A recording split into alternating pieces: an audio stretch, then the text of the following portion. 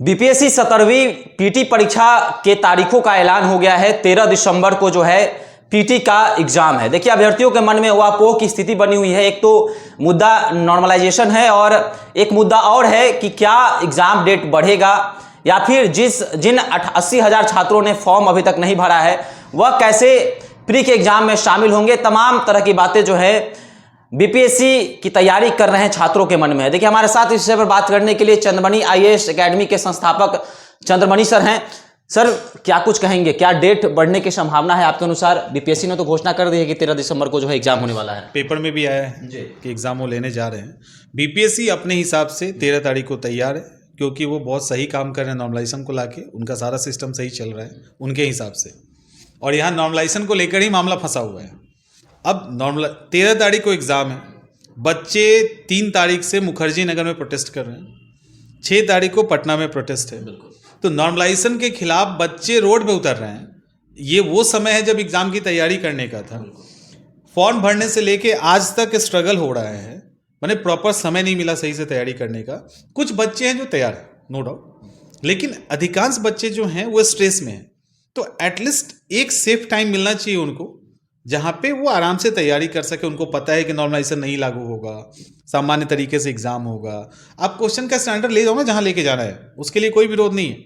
लेकिन जो और चीज़ें हैं उसके कारण जो स्टूडेंट स्ट्रगल कर रहा है, ऊपर से रीओपन हम लोग को फॉर्म करवाना है, 80,000 बच्चे ऐसे ही छूट जाएंगे। ये तो कहीं से इंसाफ नहीं है ना।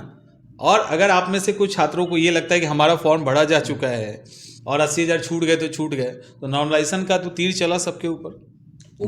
उम्र सीमा को लेकर आप लगातार आवाज उठा रहे हैं, उसमें क्या कहेंगे? उम्र सीमा को लेकर भी एक ये प्रमुख मुद्दा है, ये भी हमारा छूटा नहीं है। नॉर्मलाइजेशन चूंकि एक बहुत बड़ा इम्पैक्ट लेके आ रहा है, तो पहले उसको हटाने की बात चलिए। उम्र सीमा पे जो स्टूडेंट्स हैं वो लगातार लेटर से मिल रहे हैं। तेजस्वी यादव ने भी शायद ट्वीट कर दिया है और लेटर दिया है। कई सारे सेंट्रल लेवल के मिनिस्टर लेटर भेज चुके हैं। ये सारा मैटर नीतीश कुमार जी के पास जा चुका है, और जहां पे भी जा रहे हैं लोग सब सपोर्ट कर रहे हैं। यूपी में मैक्सिमम एज 40 है, कई सारे पीसीएस में 42 है, तो बिहार को देने में क्या दिक्कत है, ये समझ नहीं आ रहा। तो हम लोग लगातार इस बात को लेकर मांग कर रहे हैं, और ये मांग बहुत आगे तक गया भी है। उम्मीद है कि इसी 70 में ही हम लोगों को मौका मिल जाए, क्योंकि 70 एक बड़ा मौका है, तो उसमें छूटे क्यों बच्चे। लेकिन सर, 17वीं बीपीएससी में उम्र सीमा का जो है मुद्दा वो ठंडे बस्ते में जाता हुआ नजर आ रहा है, क्योंकि नॉर्मलाइजेशन जो है ऊपर आ गया है। इसके खिलाफ बच्चे जो है लगातार हंगामा कर रहे हैं या फिर विरोध कर रहे हैं। तो क्या लग रहा है सर कि इसको ध्यान देने की आवश्यकता है सरकार को? नहीं, बिल्कुल ही है। और दरअसल क्या है ना कि बच्चों के अंदर भी तो स्वार्थ है ना।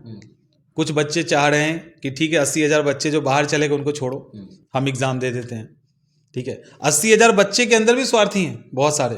वो कहते हैं कि नहीं, सिर्फ हम ही लोग को मौका मिले जो रजिस्ट्रेशन किया, नए वाले को ना मिले। उसी तरह से सबको लगता है कि यदि एज बढ़ गया तो बहुतों को मौका मिल जाएगा, तो फिर दिक्कत हो जाएगी। तो ये जो गुट है ना बच्चों का, जिसके अंदर खुद स्वार्थ बढ़ा है, उसके कारण सब पे इम्पैक्ट पड़ रहा है। एक है ना फॉर्मूला, बटोगे तो कटोगे, तो कुछ वही काम चल रहा है। अलग अलग टुकड़े में बट गए। अब जब नॉर्मलाइजेशन का तीर चला है तो उससे सब घायल हो गए एक साथ, तब सब छटपटा के एक साथ आ रहे हैं। तो दिक्कत ये है कि जब गलत आयोग करे या कोई संस्था करे तो आप उसका विरोध कीजिए, अपने स्वार्थ के कारण मत छोड़ दीजिए सामने वाले को। वो भी आप ही के साथ है ना, तैयारी कर रहा है। तो एक्चुअली मुद्दा समाप्त नहीं हुआ है। मुद्दा बस इतना ही है कि इससे एक बड़ा मुद्दा, एक बड़ा टेंशन आ गया है।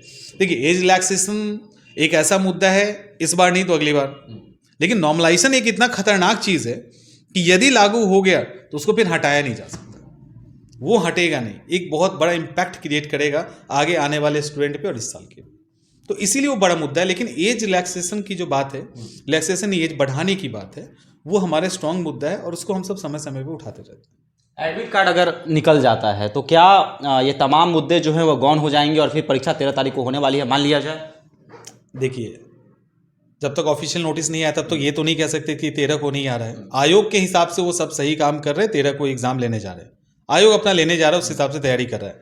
लेकिन नॉर्मलाइजेशन जब लागू नहीं होगा, उसको लेकर जब लेटर इशू होगा और फॉर्म रीओपन को लेकर बहुत स्ट्रांगली बात की जा रही है, तब इनको डेट एक्सटेंड थोड़ा करना पड़ सकता है।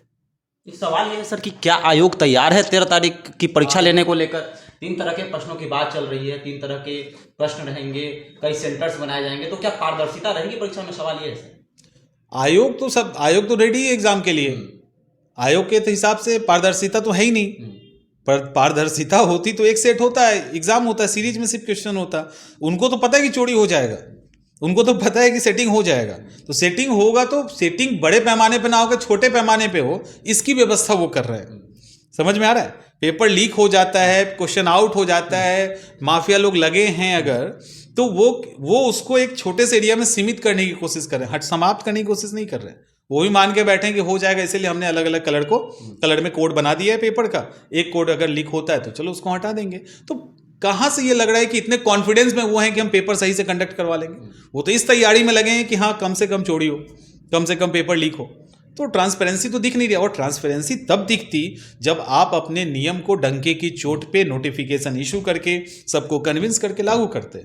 ये तो और एक कमाल की बात है, इसमें ध्यान देना चाहिए। इतना बड़ा एग्जाम है, बिहार लोक सेवा आयोग का या किसी भी सर्विस कमीशन का सबसे बड़ा एग्जाम यही होता है।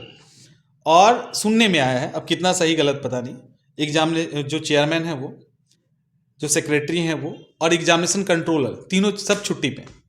जितने टॉप के अथॉरिटी है छुट्टी पे है 5 तारीख तक। 13 को एग्जाम है और इतनी बड़ी अथॉरिटी एक साथ छुट्टी पे। अब ये हो सकता है कि ये छात्र नेता दिलीप मिलने गए थे, हो सकता है कि उनको बोल दिया गया हो कि सब छुट्टी पे है और छुट्टी पे ना हो। अब जो भी है, सोशल मीडिया के अंदर से ये मैसेज मिला है। तो अगर ये भी है तो सोचिए कितना सीरियस है वो एग्जाम को लेकर। तो कहीं ना कहीं आयोग ने अपने ऊपर खुद से प्रश्न चिन्ह लगवा लिया है। ये चिन्ह नहीं लगा हुआ था। आयोग काफी साफ सुथरा काम कर रही थी, ऐसा था। स्टार्टिंग में अतुल प्रसाद जी का भी विरोध हुआ, बट बाद में उन्होंने बहुत अच्छा काम किया। इतने र्यूमर फैल रहा है, आप एक ट्वीट कर दीजिए, र्यूमर खत्म हो जाएगा। सिंपल सा जवाब है, बट वो करना नहीं है, चुपचाप चीजों को लागू करना है। इसका विरोध किया ही जाएगा। कितना दिन और समय सर छात्रों को मिलना चाहिए, क्योंकि महीने साल का अंतिम महीना भी है, तो और कितना समय छात्रों को मिलना चाहिए आप लोग के अनुसार? मेरे हिसाब से तो एग्जाम डेट नहीं बढ़ता तो ज़्यादा अच्छा होता, लेकिन जो सिचुएशन आ गया तो कम से कम मिनिमम भी तो 30 दिन को बढ़ा दो। 30 दिन में वो रिवीजन कर लेंगे। हम ये नहीं कह रहे कि एकदम पूरा पढ़ना है, 30 दिन भी मिल जाएगा तो एटलीस्ट रिवीजन कर लेंगे। मतलब 2025 में एग्जाम अब हो, 2025 में एग्जाम हो, अब दिसंबर तो अभी आ ही गया है, तो एटलीस्ट दिसंबर के बाद वो जब भी एग्जाम ले ले छात्र तैयार रहेगा।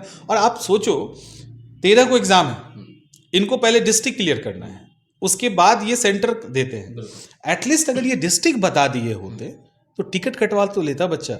अब इतना ठंडा में कहाँ से टिकट कटाएगा? सब फ्लाइट से आ जाएगा, और फ्लाइट से सब आ भी जाएगा तो फ्लाइट संभाल लेगा। इतना फ्लाइट पटना में आता है, और किस ट्रेन से आएगा, कहाँ जाएगा? अगर कोई पटना भी आता है तो वो खगड़िया और कटिहार और किशनगंज जाने के लिए समय चाहिए ना। तो इनको अगर एग्जाम लेना था सही तरीके से, इनको लगता है फेयर एग्जाम ले रहे हैं, एटलीस्ट 10 दिन पहले सेंटर बता देते, डिस्ट्रिक्ट बता देते। सेंटर आप 2 दिन पहले बताइए, किसी को दिक्कत नहीं है, आप 2 दिन पहले बताइए ना एटलीस्ट, कम से कम। अब ये यही होगा ना, एडमिट कार्ड आएगा तो उस पर प्रेशर बढ़ जाएगा, फिर सर्वर इनका डाउन होगा। अब बच्चा पढ़ेगा कि एडमिट कार्ड डाउनलोड करेगा? तो इसीलिए इनको 2-3 काम करना चाहिए। फॉर्म को रीओपन करना चाहिए सबसे पहला। नॉर्मलाइजेशन तो का तो कोई सवाल ही नहीं उठता। और एज रिलैक्सेशन तो खैर बीपीएससी का मुद्दा नहीं है, वो मुद्दा सरकार का है, तो उनको एज रिलैक्सेशन पे ध्यान देके वो मौका देना चाहिए। तो इनको टाइम मिनिमम 30 दिन का देना चाहिए, 1 महीने का, और एग्जाम 2024 में होने का कोई तुक नहीं बनता। चलिए, तो फॉर्म भरने के लिए बच्चों को एक बार और पोर्टल खोलना चाहिए, साथ ही साथ उम्र सीमा को लेकर जो मामला चल रहा है उस पर ध्यान देने की आवश्यकता है, और नॉर्मलाइजेशन को खत्म करना होगा। ये तमाम जो हैं कहीं ना कहीं छात्रों ने कहा है कि ये तमाम चीज़ें जो है होनी चाहिए, ताकि बच्चे जो हैं आसानी पूर्वक परीक्षा दे सके। 13 दिसंबर आयोग ने डेट निकाल दिया है। बच्चे अब कितना तैयार हैं, यह सोचने वाली बात है। अगर अभी बीपीएससी के अभ्यर्थी हैं और आप चाहते हैं कि डेट बढ़े और नॉर्मलाइजेशन खत्म हो, या तमाम मुद्दों को लेकर अगर आप भी आवाज़ उठा रहे हैं, तो अभी हमारे साथ कमेंट बॉक्स में अपनी राय रख सकते हैं। धन्यवाद।